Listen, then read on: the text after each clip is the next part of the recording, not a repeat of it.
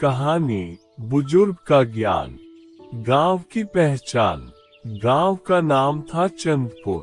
यह एक सुंदर सा गांव था जो चारों ओर हरी भरी फसलों से घिरा हुआ था। गांव की सड़कें संकरी थीं और किनारे पर पुराने पीपल के पेड़ खड़े थे। गांव के बीचों बीच एक विशाल पीपल का पेड़ था जिसकी छांव में अक्सर लोग बैठते थे। लोग वहां अपनी दिनचर्या से फुर्सत पाकर एकत्र होते थे। वहीं एक बुजुर्ग व्यक्ति रहते थे जिनका नाम था दादाजी। उनकी लंबी सफेद दाढ़ी, गहरी आवाज और ज्ञान के लिए लोग उन्हें बड़े आदर से देखते थे। दादाजी का ज्ञान और अनुभव गांव के लोगों के लिए किसी खजाने से कम नहीं था। दादाजी का ज्ञान। दादाजी अक्सर गांव के बच्चों और युवा लोगों को अपने पास बुलाते। वे उन्हें जीवन की अहमियत, मेहनत और नैतिकता के बारे में सिखाते। उनकी आवाज में एक खास गहराई होती थी जब वे कहते, जीवन की सच्ची दौलत ज्ञान है। जो इसे समझता है वही सच्चा धनवान है। एक दिन गांव के कुछ युवा दादाजी के पास आए और बोले, दादाजी, हमें अपने भविष्य के लिए कुछ मार्गदर्शन दीजिए। दादाजी मुस्कुराए और बोले, बेटा, ज्ञान की पहली सीढ़ी सुनना है। तुम लोगों को अपने जीवन के अनुभवों से सीखना होगा। सीखने की प्रक्रिया। दादाजी ने उन्हें एक कहानी सुनाई। उन्होंने कहा, एक बार एक गांव में एक साधु बाबा आए। उन्होंने लोगों को बताया कि वे भविष्य देख सकते हैं। हर कोई उनकी बात सुनने के लिए इकट्ठा हुआ, लेकिन एक गरीब किसान रामू उनकी बातों पर विश्वास नहीं करता था। उसने साधु से पूछा, आप हमें भविष्य क्यों बताना चाहते हैं? साधु ने मुस्कुराते हुए कहा, मैं तुम्हें ये बताने आया हूँ कि भविष्य बनाने के लिए आज मेहनत करनी होगी। रामू ने साधु की बात को समझा और अपने खेतों पर मेहनत करने लगा। वह दिन रात काम करता रहा। धीरे धीरे उसका खेत हरा भरा हो गया और वह अमीर बन गया। अनुभव का महत्व। दादाजी ने कहा, देखो, मेहनत का फल मीठा होता है। तुम सभी को अपने लक्ष्यों की ओर बढ़ने के लिए कड़ी मेहनत करनी चाहिए। कोई भी सफलता बिना मेहनत के नहीं मिलती। युवाओं ने दादाजी की बातें ध्यान से सुनी। उनमें से एक ने पूछा, दादाजी, क्या कभी कभी हम असफल भी हो सकते हैं? दादाजी ने गहरी सांस ली और कहा, हाँ, असफलता भी एक शिक्षक होती है। जब तुम गिरते हो तो तुम उठने का तरीका सीखते हो। हमेशा याद रखो, असफलता तुम्हें कमजोर नहीं बल्कि मजबूत बनाती है। दादाजी का आशीर्वाद। समय बीतता गया और गांव के युवा दादाजी की बातों को अपने जीवन में अपनाने लगे।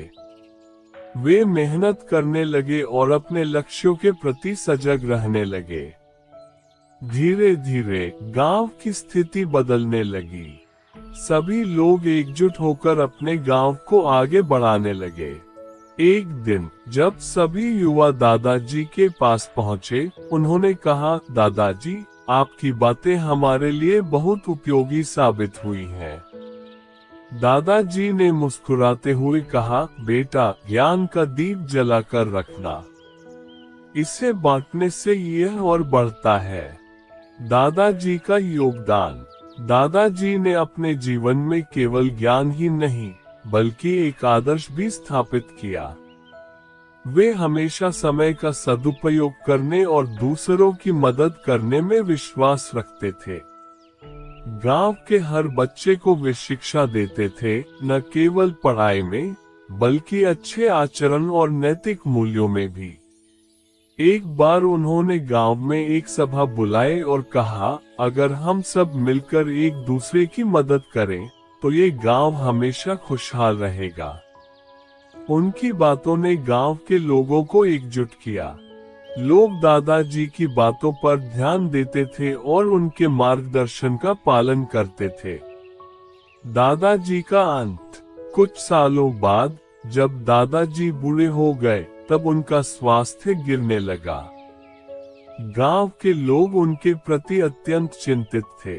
सभी ने मिलकर उनकी देखभाल की।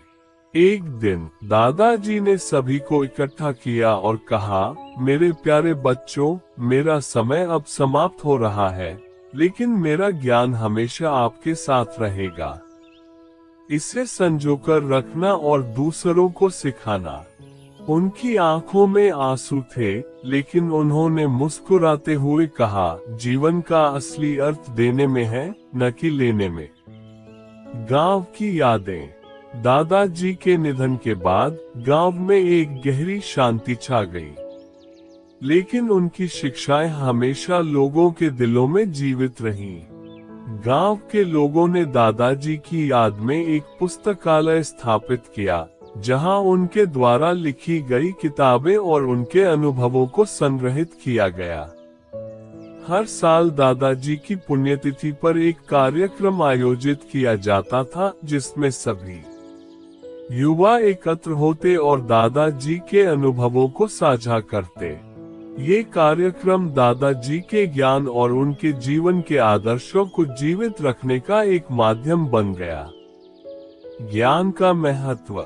इस कहानी से हमें ये सीखने को मिलता है कि बुजुर्गों का ज्ञान अमूल्य होता है। उनके अनुभव और शिक्षाएं हमारे जीवन को दिशा देती हैं।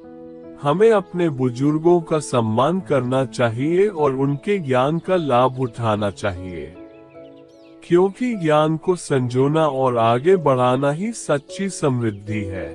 अगर आपको ये कहानी पसंद आए हो तो कृपया हमारे चैनल डेजी कहानी घर को लाइक, शेयर और सब्सक्राइब करना न भूलें। इसी तरह की और कहानियां देखने के लिए जुड़े रहें।